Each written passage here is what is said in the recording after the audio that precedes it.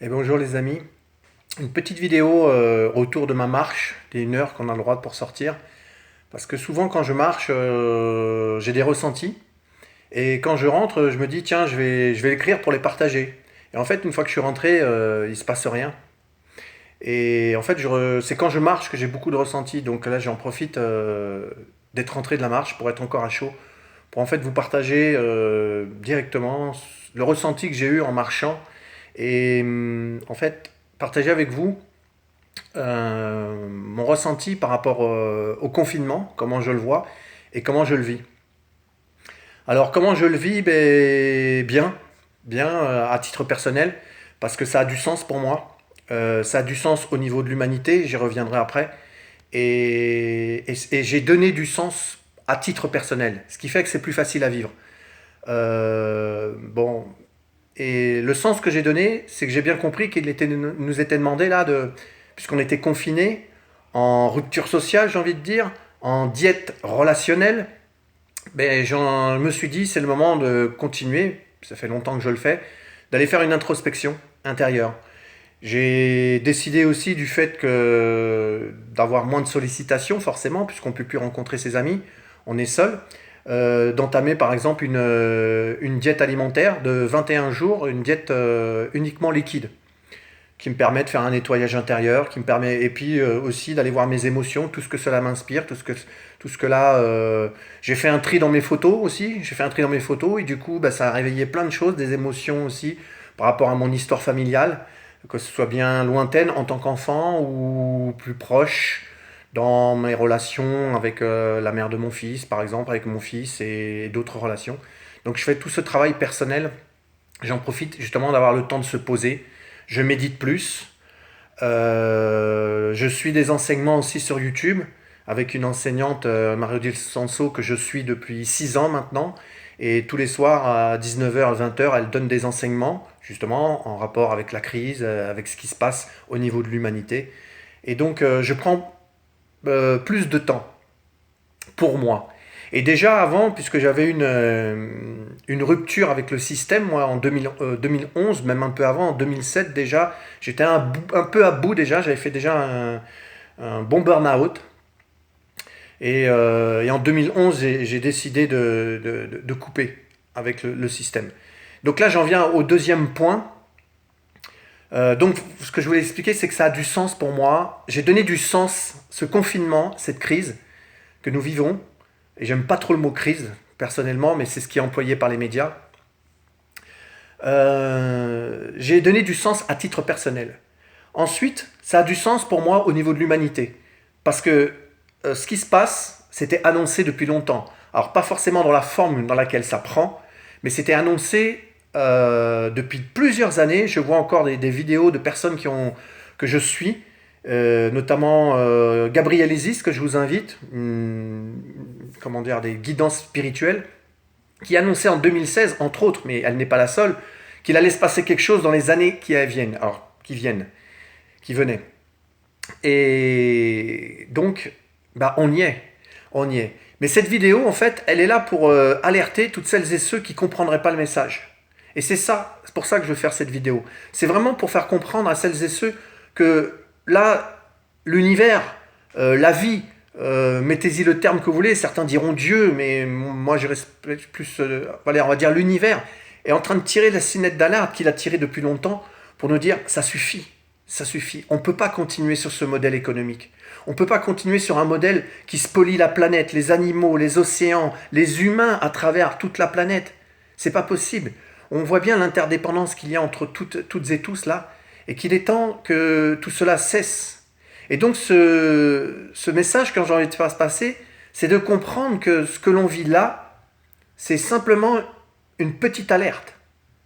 Même s'il y a eu des alertes par le passé, parce que j'apprends dernièrement qu'il y a eu déjà il y a déjà eu des virus, le SCRAD, j'ai entendu parler, il y a eu la grippe aviaire. Tout ça, c'est déjà venu nous dire que, attention, attention, on ne peut pas continuer comme ça. La grippe aviaire, comme c'est drôle, ce sont les animaux qui ont été confinés. Et il a fallu qu'on porte des masques, il ne fallait plus toucher les animaux. Mais c'est les animaux qui ont été confinés. Et je m'aperçois que quelques années après, maintenant, c'est nous qui sommes confinés. Donc ce que je veux dire, au sortir de cette crise humanitaire, et sanitaire.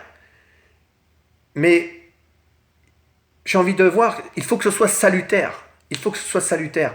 Sinon, le prochain avertissement sera bien plus sévère. Même si aujourd'hui, il y a des morts, et c'est bien triste, je le déplore. Mais pour l'instant, on va dire, c'est des centaines de morts par jour. Si au sortir de cette crise, nous ne prenons pas conscience qu'il faut changer de système, qu'il faut ouvrir nos cœurs, qu'on ne peut plus continuer d'exploiter la planète comme on l'a fait. On ne peut plus continuer d'exploiter nos frères et nos sœurs à l'autre bout du monde pour notre bien-être. Des gens qui travaillent 14 heures par jour, 7 jours sur 7, et payés une misère pour que nos industries à nous, occidentales, les multinationales qui les exploitent, puissent venir nous vendre nos chaussures, nos canapés, nos vêtements, nos portables, tous les télés. Hein. Quand on voit le nombre de télés qui sortent tous les 1 an, 2 ans, il faut acheter une nouvelle télé parce que c'est le dernier truc, le dernier cri, tout ça. Et on voit bien que ça ruine la planète, ça ruine l'humanité. Et on ne peut pas continuer comme ça. Et donc si au sortir de cette crise humanitaire, parce que pour moi c'est au-delà de la sanitaire, c'est une crise humanitaire, si au sortir de cette crise, on continuait d'agir de la même façon, alors le prochain signal qui viendra nous dire on ne peut pas continuer, ça sera d'un autre niveau, d'un autre level. Et ce que je veux dire, c'est qu'aujourd'hui, ce sont des centaines de morts par jour. Il est possible que si nous ne comprenons pas le message et qu'on reprend nos petites habitudes très rapidement, la prochaine alerte, il sera possible que ce soit des milliers de morts par jour. Et ce coup-ci, peut-être, ce que je ne souhaite pas bien sûr, nos enfants seront touchés. Parce que pour l'instant, nos enfants sont épargnés. L'univers a cette bienveillance de dire, attention, seuls, majoritairement, d'après ce que j'entends, les personnes âgées sont touchées. C'est triste, mais quelque part, c'est quand même un signal que l'univers a de la mansuétude, à se dire, pour l'instant, c'est des personnes qui sont en fin de vie, ou qui s'en approchent, qui sont plus proches. Nos enfants sont très peu touchés, les personnes d'un certain âge, et les enfants ne sont pas touchés. Prenons garde, que si jamais nous ne comprenons pas le message, que pour une prochaine fois, nos enfants sont touchés. Et là, des parents verront leurs enfants mourir sur leurs yeux. Là, ça sera autrement plus difficile. Et j'ai envie d'envoyer toute ma compassion, justement, à toutes ces âmes qui partent pour nous aider à comprendre le message. Parce que c'est ça, les âmes quittent leur corps, se sacrifient pour l'humanité. Ce sont des âmes qui se sont incarnées, qui ont accepté de se sacrifier pour l'humanité. Donc, toute ma gratitude à elles, et puis toute ma compassion pour les familles qui sont endeuillées, bien sûr, parce que ce n'était pas mon souhait. Personnellement, ça fait déjà plusieurs années que j'ai entamé un processus pour que cela change, mais là, l'univers nous demande de le faire à une échelle plus importante. Ce n'est pas quelques-uns qui méditent ou qui font des choix différents qui peuvent changer le système. C'est dans un élan de masse. Dans un élan de masse. Donc, il est important de comprendre ce message. Il est même urgent de le comprendre. Les consciences doivent s'éveiller. Nous devons ascensionner. La Terre ascensionne, l'humanité doit ascensionner. Et on ne peut pas ascensionner actuellement dans le système dans lequel on est. Et quand je vous dis ça, je ne fais pas de politique. Je ne fais pas de politique. Je reste vraiment dans mon cœur d'humaniste. Je parle avec le cœur, avec la paix et l'amour qui m'habitent. Parce que comme d'autres, j'ai compris ce qui se passe depuis fort longtemps. Et que si nous ne faisons rien là, alors ça va être bien plus grave. Une autre catastrophe arrivera qui nous prendra aussi au dépourvu et d'une ampleur sûrement beaucoup plus importante. Donc ce que j'ai envie de dire, il ne faut pas croire qu'au sortir de la crise, il va falloir attendre 2022 pour pouvoir aller mettre son petit vote là, son petit bout de papier dans une urne et en se disant et en déléguant tout son pouvoir à des gens qu'on peut le voir depuis maintenant 30-40 ans qui ils sont au service d'institutions, de choses bien plus hautes qu'ils sont au service des multinationales, du système bancaire et en aucun cas au service de l'humanité, en aucun cas au service de l'humain, de la planète, des animaux et de tout ce qui est vivant. C'est juste une politique de profit encore et encore. Je pense que je ne vous apprends rien. Ce que je veux juste signaler là, c'est qu'il est temps de prendre conscience, vraiment d'élever sa conscience et de prendre conscience qu'on ne peut pas continuer comme ça. C'est vraiment un cri d'alerte. Warning, rouge, le warning, on est en warning là. On est vraiment sur le signal, il est rouge, rouge, rouge. Mais il peut l'être encore plus si nous décidons de continuer comme nous l'avons toujours fait. Et ça, c'est vraiment pour mettre en garde. Ça serait terrible. Ce serait terrible de reprendre nos petites habitudes après. Parce que là, je vois que le confinement va durer. On va arriver en mai, juin, les vacances. On va repartir et peut-être en septembre, ah yeah, tout le monde aura oublié, ah ouais, on en parlera comme un vieux souvenir. Mais si nous ne changeons rien, ça va être terrible la suite.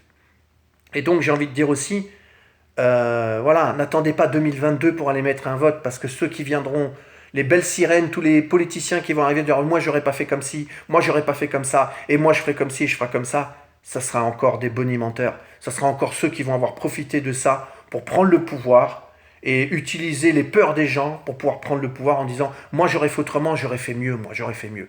Non, votre pouvoir, notre véritable pouvoir, c'est dans ce qu'on fait au quotidien. Et le meilleur moyen pour changer ce système, c'est dans notre mode de consommation. C'est là, le nerf de la guerre, il est là. Cessons de consommer comme nous consommions. Cessons dans la mesure du possible. Il est là le nerf de la guerre. Le nerf de la guerre pour eux, c'est l'argent. Si on ne leur donne plus l'argent à ces multinationales ou qu'on essaye de le réduire, alors c'est dans notre mode de consommation qu'on peut agir. C'est pas par un bulletin de vote, j'y crois plus. J'y crois plus. Et j'appelle pas à ne pas voter. Je dis que je ne crois plus en ces politiciens. Ils sont dans un monde, dans un paradigme qui n'est pas le mien. Ils sont dans une réalité qui n'est pas la mienne. Et je pense que nous sommes nombreux. Mais il faut arrêter de croire que c'est eux qui vont changer le sens de l'humanité. Et si nous continuons de leur déléguer notre pouvoir, ils nous emmènent droit dans le mur, au niveau international, au niveau de l'humanité. On le voit bien que dans chaque pays, ça se passe de la même manière. Donc ils nous envoient droit dans le mur, qui s'appelle Sarkozy, Hollande, Macron, et je ne sais pas qui sera le prochain. Peu importe, il n'y a que le costume qui changera. Il n'y a que le costume qui changera. Sinon, la philosophie profonde qui les amène au pouvoir sera la même. Que ce soit ici, en Europe ou aux États-Unis, c'est toujours la même rengaine. Donc prenez garde à tout ça. Ayez conscience de ça. Allez sur YouTube, informez-vous. Il y a vraiment, s'il y a des gens qui ont besoin en témoignage, n'hésitez pas à me demander. Je vais vous donner des liens YouTube pour vous informer et voir la danger de ce qui s'avance à nous si nous ne comprenons pas le message tel qu'il est là. C'est vraiment important. C'est pour ça que j'ai voulu faire cette vidéo, parce que je suis vraiment affecté par ce qui se passe. C'est triste, quelque part, mais moi, j'ai envie d'en sortir, que ce soit une joie, qu'on se dise « Ah, finalement, ça a eu du bon. Est-ce un bien comme la vidéo que j'ai faite, la dernière vidéo? Est-ce un bien ou est-ce un mal ?» Actuellement, on peut le voir comme du mal, mais j'espère vraiment qu'on va glisser vers un bien grâce à ça. Et que dans quelques mois, dans quelques années, on se dira « Ah ouais, je comprends maintenant pourquoi tout cela est arrivé. Ça nous a permis de changer de paradigme, de changer de vision des choses, de réalité. » Voilà. Donc j'aspire vraiment à cela. C'est pour ça que je fais cette vidéo. Pour contribuer, comme d'autres qui le font, pour contribuer à ce que le monde change. Qu'on aille vraiment vers un monde de partage, d'humanité, de sociabilité, de solidarité, de fraternité, d'amour et de paix. Voilà. C'est ce à quoi j'aspire. Et donc encore toute ma gratitude à toutes ces âmes qui partent, qui se sacrifient pour nous, et toute ma compassion pour les familles qui en souffrent. Voilà. Je vous salue, j'espère que cela apportera quelque chose, j'apporte ma petite pierre à l'édifice, mais voilà, que chacun le fasse aussi. Il y a aussi la fable du colibri que j'ai mis, vous pouvez aller la voir pour ceux qui ne la connaissent pas. Allez, bise du cœur comme d'habitude. Je vous embrasse, prenez soin de vous et gardez confiance et la foi.